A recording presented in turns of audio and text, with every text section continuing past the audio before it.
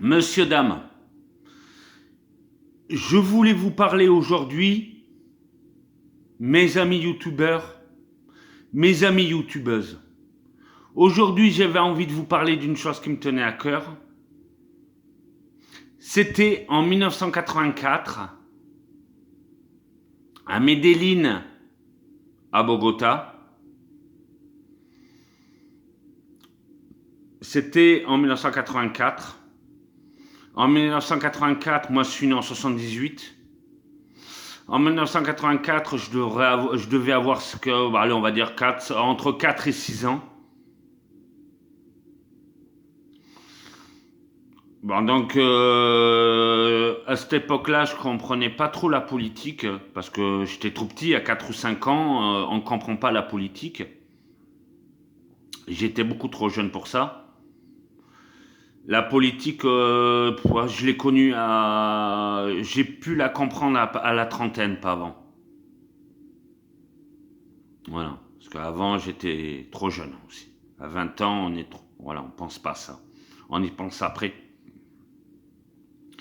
Oui, je voulais vous dire, en 1984, à l'époque où j'avais 5 ou 6 ans, il y avait à Bogota, à Medellín, il y avait comme aujourd'hui, c'était comme aujourd'hui, il y avait les FARC à l'époque, en Colombie.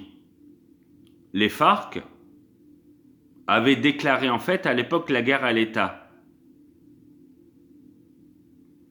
Parce que à l'époque, le gouvernement ne voulait pas aider le peuple. Ils s'en foutaient du peuple. César Gaviria, pareil. C'était toujours en 1984. Parce qu'à l'époque, César Gaviria, c'était le président colombien. Il a été président de 1984 à 1993. Mais malheureusement, en 1993, il a dû démissionner. César Gaviria, il a dû démissionner parce que tout simplement, il avait subi des menaces.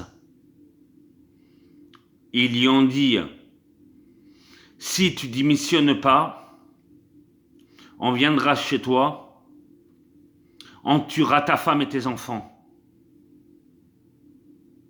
Les FARC, ils étaient sans pitié. Bon, donc du coup, il a dû démissionner, tout simplement, parce que la vie de sa famille était menacée.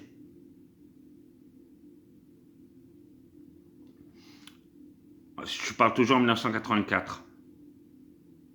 Ensuite, en 1985,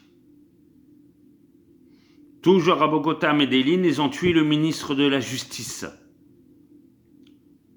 Il était dans sa belle Mercedes, arrêté à un feu rouge.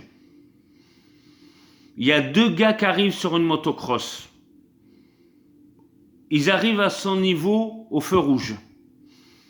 L'autre, à l'arrière, descend de la moto et lui tire dessus.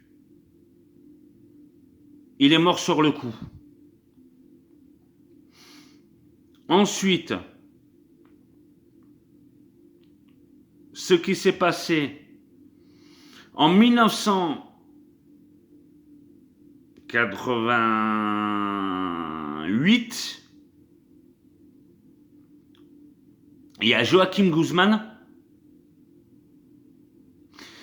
qui rencontre pour la première fois Pablo Escobar. Celui qui avait déclaré la guerre à l'État en Colombie, à Bogota, à Medellín. En 1988, il rencontre Joaquim Guzman.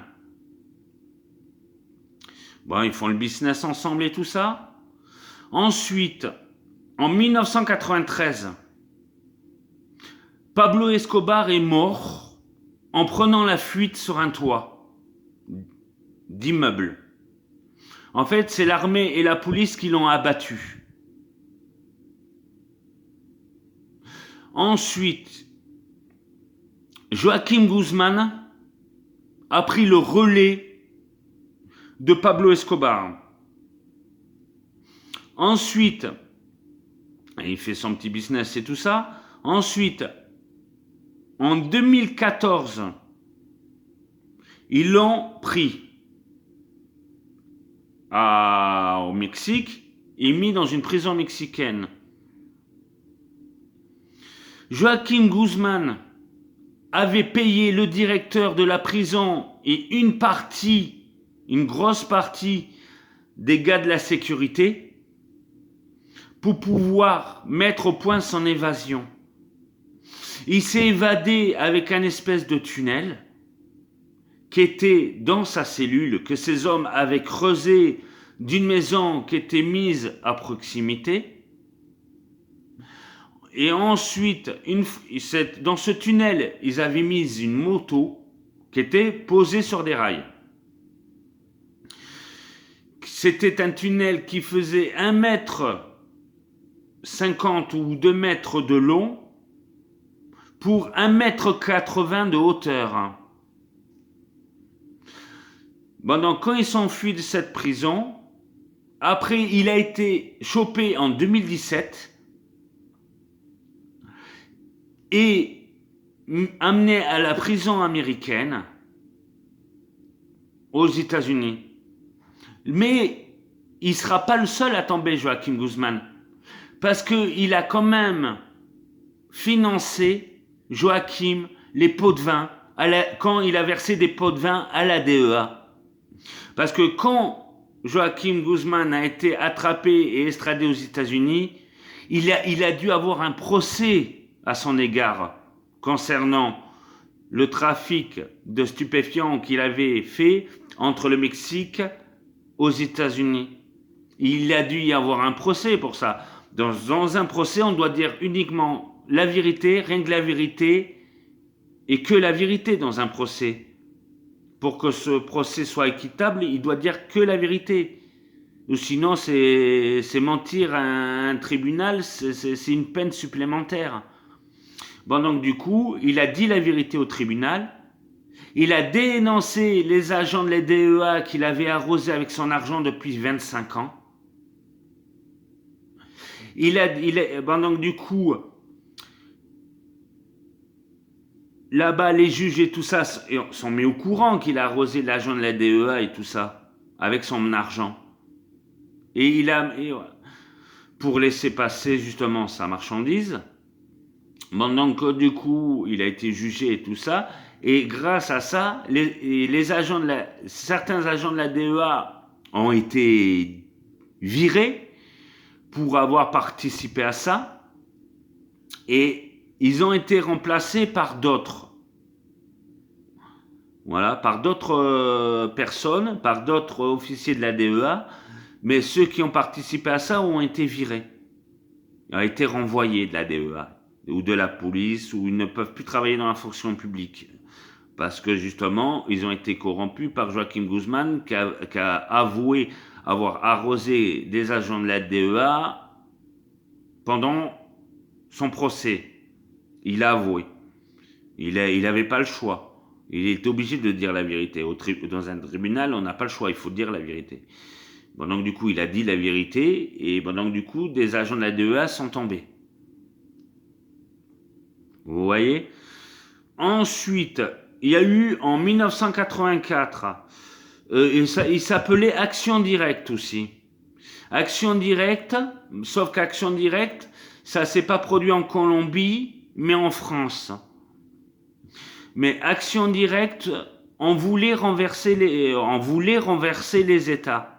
Un petit peu comme au temps d'aujourd'hui, les jeunes qui tirent au tir de mortier veulent aussi renverser les États, comme Action Directe,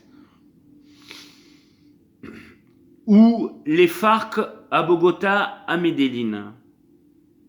En fait, c'est pour dire que toutes ces personnes agissent, que ce soit à Bogota, Medellín ou en France, contre les États pour essayer de les renverser, comme ces délinquants qui attaquent les commissariats, par exemple.